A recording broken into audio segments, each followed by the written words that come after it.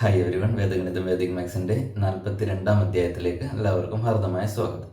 അപ്പോൾ നമ്മൾ ഈ ഒരു അധ്യായത്തിൽ പറയാൻ പോകുന്നത് ഡിവിസിബിലിറ്റി റൂൾ ഓഫ് 15 ആണ്.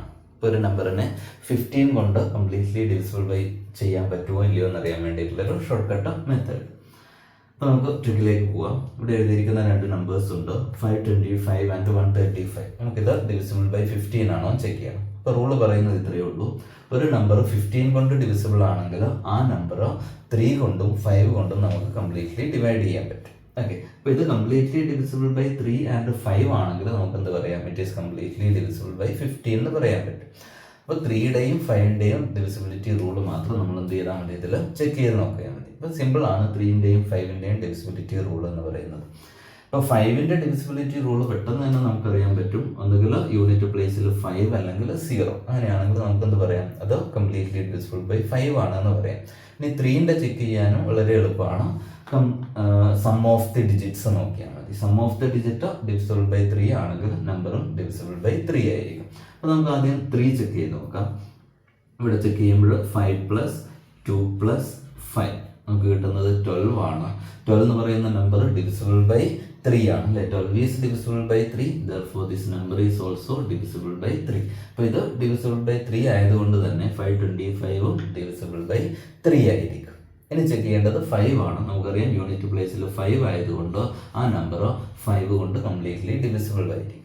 അപ്പോൾ ഈ ഒരു നമ്പർ ഡിവിസിബിൾ ബൈ 3 ആണ്, ഡിവിസിബിൾ ബൈ 5 ആണ്. അതുകൊണ്ട് നമുക്ക് എന്ത് പറയാം, നമ്പർ ഈസ് ഡിവിസിബിൾ ബൈ 15 ആണെന്ന് പറയാം.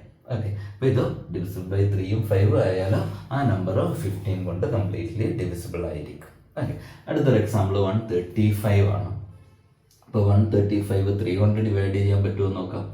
1 + 3 + 5 = 9 ആണ്. നമുക്കറിയാം 9 കംപ്ലീറ്റ്ലി ഡിവിസിബിൾ ബൈ 5 ആണ്, 3 ആണ്. അപ്പോൾ 9 കംപ്ലീറ്റ്ലി ഡിവിസിബിൾ ബൈ 3 ആയതുകൊണ്ട് എന്താണ്, 135 is also completely divisible by 3 ആയിരിക്കും. ഇപ്പോൾ ഒരു നമ്പർ ഡിവിസിബിൾ ബൈ 3 ആണ്, sum of the digit divisible by 3 ആണെങ്കിൽ ആ നമ്പറും ഡിവിസിബിൾ ബൈ 3 ആയിരിക്കും. ഇനി സെക്കൻഡ് കേസോ 5 കൊണ്ട് ഡിവൈഡ് ചെയ്യാൻ പറ്റുമോ നോക്കണം.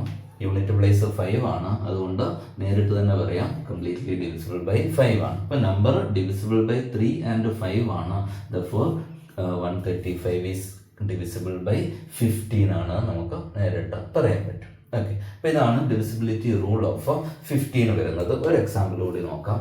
വലിയൊരു നമ്പർ എടുത്തിട്ടുള്ള ഒരു എക്സാമ്പിൾ കൂടി ചെക്ക് ചെയ്ത് നോക്കാം.